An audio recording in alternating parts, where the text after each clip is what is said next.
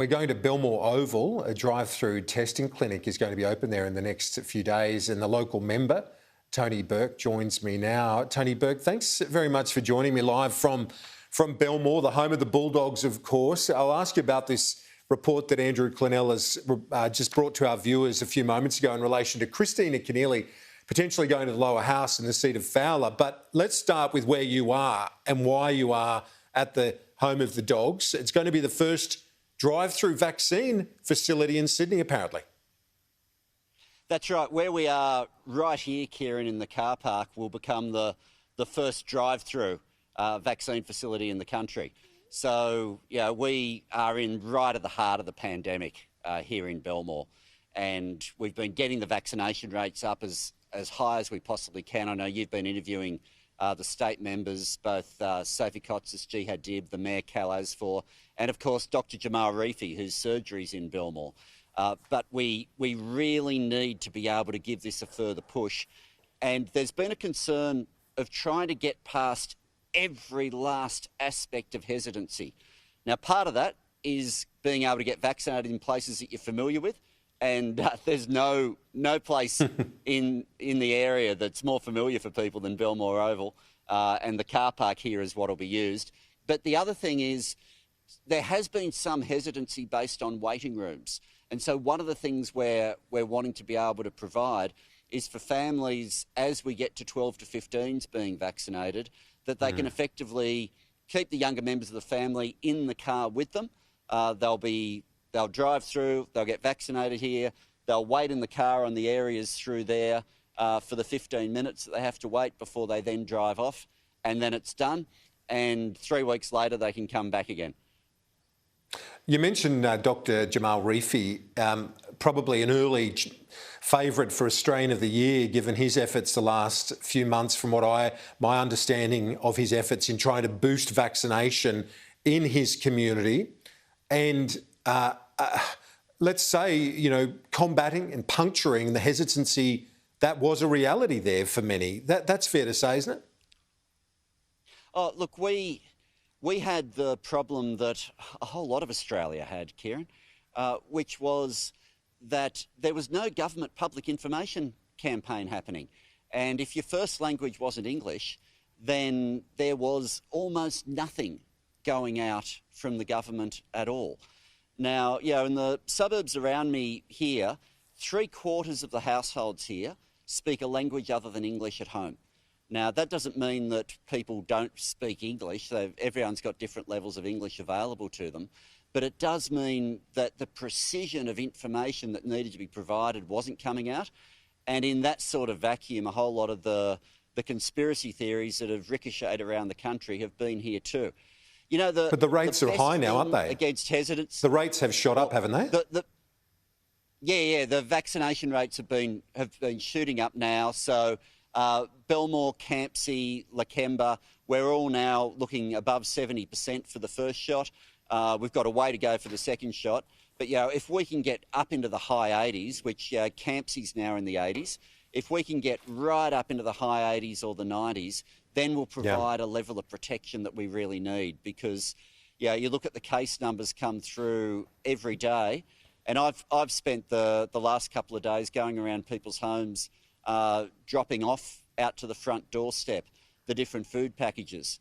And one of the things that's different here to many other parts of Sydney is the households are bigger. So when we ring before we drop off the food, we always confirm how many people are in the household. And other parts of Sydney, the answer will be 2, the answer will be 3. Here, the answer's 5, 6, 7, 8. And with Delta, you used to have situations where where only 1 or 2 people in a household would have it passed on to them.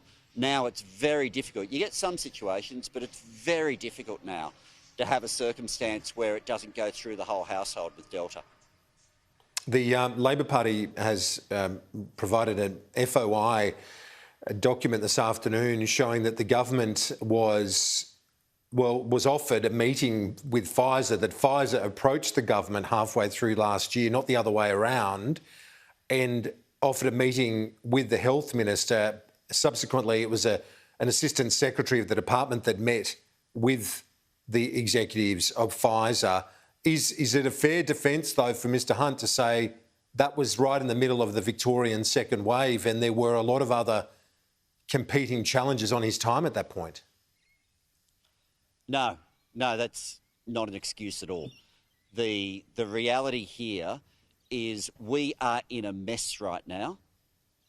Where I'm standing right now, throughout Sydney, throughout New South Wales, throughout Victoria, we are in a mess because the vaccination rollout didn't start early enough. Imagine if we'd been at 70, 80% before this Delta outbreak occurred. Yeah, we wouldn't be in a situation where we've got a curfew for people here. We wouldn't have had a situation weeks ago where people in the construction industry were told that they couldn't go to work. We wouldn't be in a situation where people in the arts, entertainment, hospitality industry have found themselves out of work for months. We are in this mess because the government didn't do its job. Yeah, quarantine, vaccine. Yeah, it's not that complicated. And why am I standing here at a community hub in terms of Belmore Sports Ground? Because when the government wasn't doing its job on vaccines, the community just got up and said, we'll do it ourselves. The Bulldogs have come through and do it. The Lebanese Muslim Association have had a hub there. We've had the Maronite Church at St Sharbles at Punchbowl, the Greek Orthodox Church within their grounds in the gymnasium beside there at All Saints at Belmore. People have just been stepping up and doing it themselves.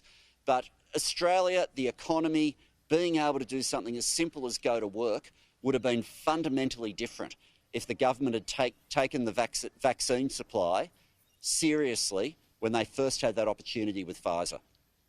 Andrew Clennell reported that on another matter, just to wrap up our discussion this afternoon, that Kristina Keneally, that the Labor power brokers are seriously considering a move by Kristina Keneally to the House of Reps in the seat of Fowler with Chris Hayes, the much respected and liked Chris Hayes wrapping up his career, that Kristina Keneally might move to the lower house. Is that, as a power broker yourself, is this being considered? Can I say that I've heard this report while I had the earpiece in, and you were having the conversation there. A few things. First of all, my preference always was for Chris Hayes to stay for as long as possible, and I respect that he's leaving. He's a dear friend. Secondly, I'd say we need to make sure that we have Kristina Keneally in the Parliament. She really needs to be a member of Parliament. That's important. The third thing I'd say is we need to never take local electorates for granted. No seat, no member is anything but beholden to the community that they're part of. And so these conversations, yes, there will be people in the party machine who want to have conversations back and forth on this, but the conversation that will really matter will be the conversation on the ground with the electorate.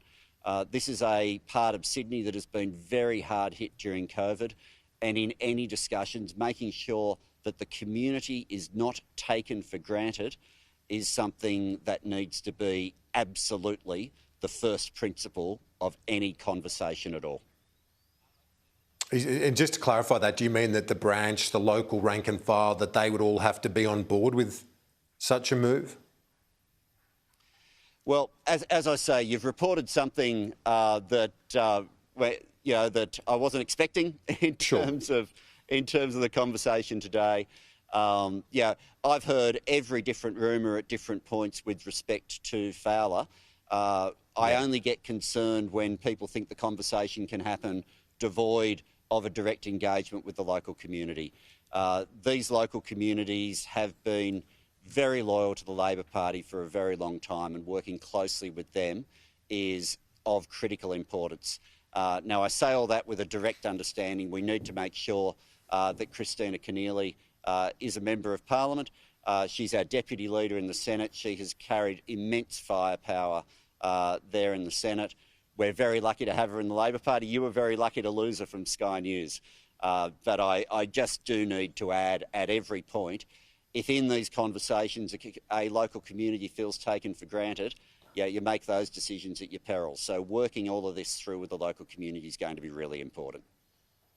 Manager of Opposition Business, Shadow Industrial Relations Minister Tony Burke joining me live from the home of the Dogs, the Bulldogs, in the Sydney Bulldogs, I should say, not the those that love rugby league will know what I'm talking about, Belmore Oval. Tony Burke, thanks for your time. Appreciate it. Canterbury, Bankstown. Canterbury, Bankstown. The Canterbury, Bankstown.